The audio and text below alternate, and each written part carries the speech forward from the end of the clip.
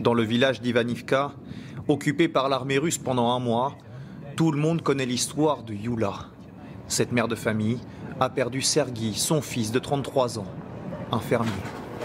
Voilà, c'est ce qu'il me reste de lui. Sergueï aurait été enlevé par les soldats russes le 9 mars. Pendant 3 semaines, Youla est restée sans nouvelles. Je suis allée voir les Russes avec ma fille. J'ai supplié à genoux pour qu'ils le relâchent, mais ils ont menacé de nous tuer.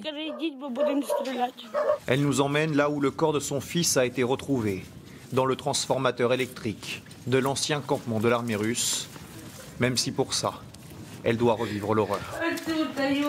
On l'a trouvé ici. Mon enfant. Mon pauvre enfant.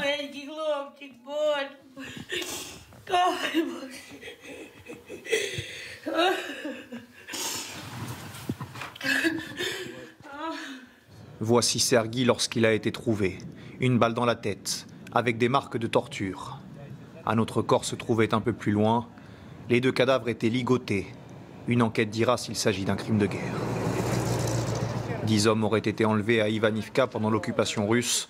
Pour l'instant, un seul est revenu vivant, Oleksiy. Pris pour un informateur de l'armée ukrainienne, il dit avoir été ligoté avec les yeux bandés. Sans qu'il ne sache pourquoi, les soldats russes finissent par le ramener chez lui, après une journée d'interrogatoire. Dans la cour de sa maison se trouve un autre soldat qui s'apprête à fusiller sa famille. Ce soldat nous disait « Entrez là-dedans pour éviter de mettre du sang partout ». Il a armé son fusil, avait le doigt sur la gâchette. Ma femme, les enfants, on a cru que c'était fini.